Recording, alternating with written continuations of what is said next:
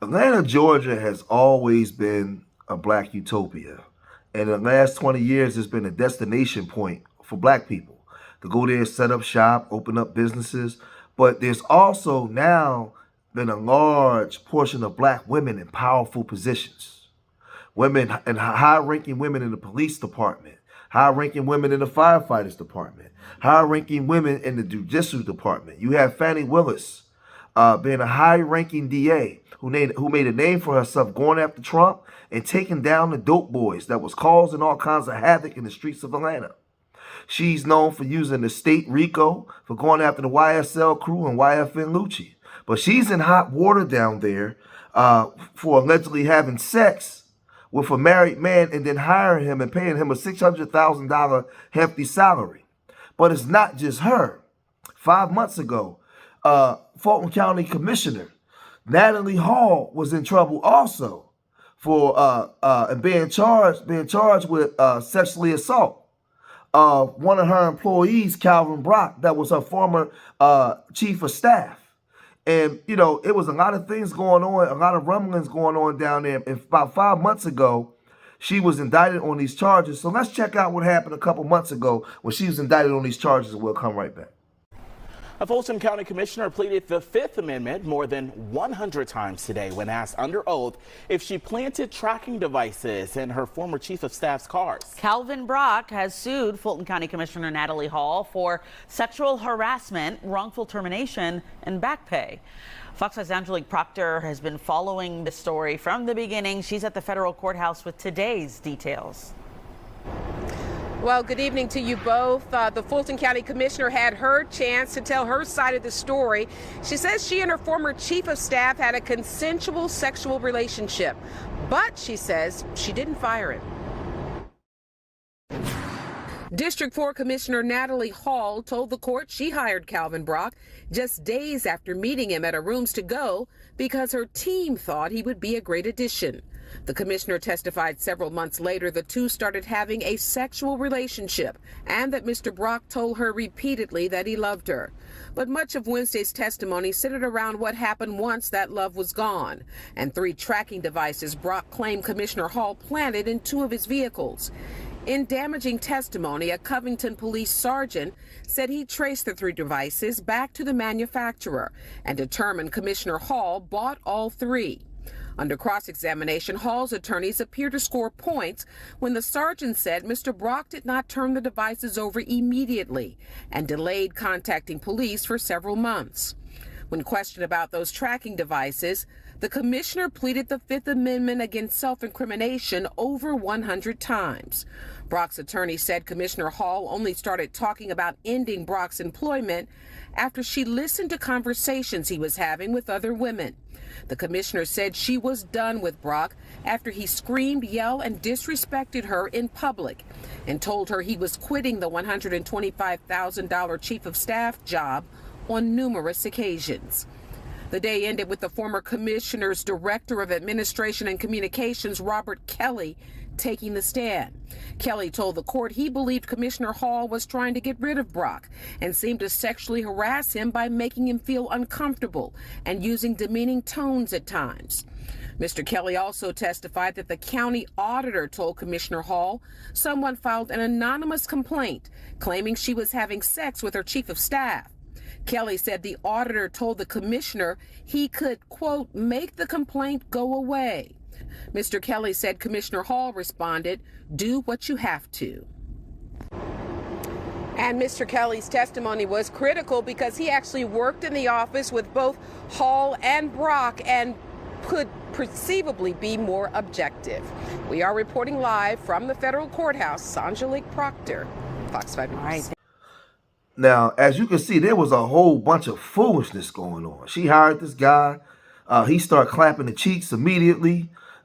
She started going crazy, was putting tracking devices on his car. They was telling her to return them. It was just a whole bunch of, she was pleading the Fifth 100 times in the courtroom. But this is the thing. Well, I'll wait because now she's been found guilty, right? And let's check out what happened in the courtroom when she was actually found guilty, and then we'll come right back. Newly unsealed records are now shedding light on the ongoing controversy surrounding Fulton County District Attorney Fani Willis and Special Prosecutor Nathan Wade. They're accused of financially benefiting from an alleged romantic relationship. The 11 Alive investigator spent the day combing through hundreds of pages of records. Zach Merchant with us now. So, Zach, what did you find? You're right, Jennifer. A lot of pages to comb through, literally hundreds of them. Here's one of the big takeaways from today. Nathan Wade's law firm website says he's an experienced family law attorney, but new court records show that Nathan Wade was found in contempt in August in his own divorce case after a judge found he willfully failed to turn over records to his estranged wife, Joycelyn.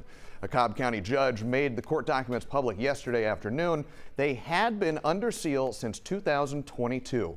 The civil case was dragged into the national spotlight this week after Joycelyn Wade subpoenaed DA Fani Willis to sit for a deposition. A judge temporarily blocked the subpoena, but set another court date at the end of the month where new information could be revealed. That new information could be pivotal. Earlier this year, a defendant in the Fulton County criminal case against former President Donald Trump asked a judge to disqualify Willis and Wade for their alleged relationship. Georgia State University Law School legal ethics expert Clark Cunningham says the controversy has already delayed that criminal case. That's why I've said ever since last Friday when I saw the bank records for the first time that, in my opinion, Fani Willis, for the good of the case and for the good of the public, should step away right now. To be clear, so far, no concrete evidence has emerged that proves the allegations, but many are now watching to see what else emerges in the coming weeks. All right, Zach, thank you. Wade, meanwhile, has not responded to multiple requests for comment. A spokesman for Fani Willis's office said she would only be responding through court filings of her own. Tonight, a Georgia state legislator is calling for a special committee to investigate Willis. Coming up at 5:30, we'll have a live report on those efforts and what that committee could look like. So she was found guilty of sexual discrimination against Calvin Brock, and she even had her other female commissioners speaking out against her. So this woman must have been a firecracker. This woman must have been a real problem. But the problem that I have now is, for years we've complained about our image as black people.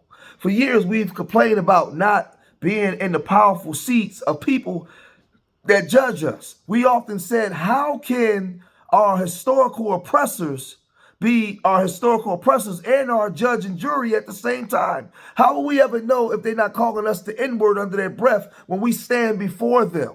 But now when we get people that look like us in these seats, they down there acting a double dog damn fool.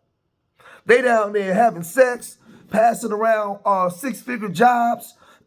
It's just a whole bunch of foolishness going on, and it makes us all look bad because we already have a problem where we don't know how to stick together. We don't stick together.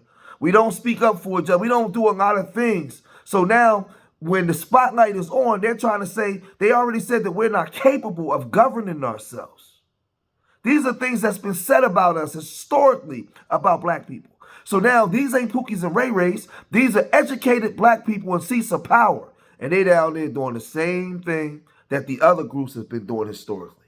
Down there trading contracts, moving money around, having all kinds of sex. It's just all kinds of crazy stuff going on. This woman is accused of putting tracking devices on his car. What the hell is going on down there? What's going on?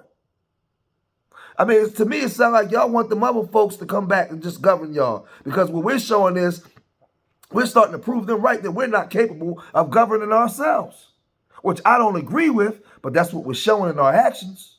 You have our other partner, Fani Willis, down there giving $600,000 salaries to a man that she's allegedly was having sex with. Now, she haven't been found guilty of any wrongdoing so far, but it looks bad to the optics. It doesn't look right. It's just a lot of cheek clapping going on down there. A whole bunch of allegations, man. And it shouldn't be. Listen, people will say, well, you only picking on the black folks. What about Nikki Haley? What about Nikki Haley? Those people over there have been doing what they've been doing forever, and they are in a position of power. They run the system. They run the system. All of this stuff is crazy, man. So now they got to pay Calvin Brock all his back pay. She's been found guilty. Then when she walked out, she pushed the reporter out of the way. She's just out of control. Who gonna check me, boo? Nobody can tell her nothing, right? Man, we gotta get we gotta get some people in those seats that speak for us, that speak for the people, that's gonna go and do things on the up and up, because as black people, we got a real short leash. And they can't wait to get us out of those seats so they can get back in positions of power, man. But I'm going to cut this video short here. Leave your comments in the comment section. Subscribe to Street Media TV. Let me know what you guys think. Remember, I love y'all. Till the next time. Peace.